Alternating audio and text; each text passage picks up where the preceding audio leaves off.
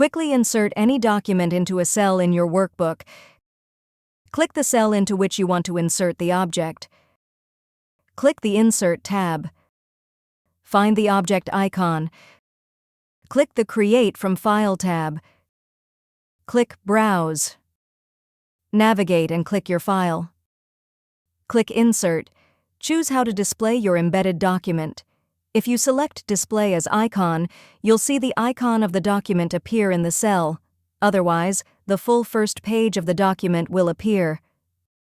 Click OK.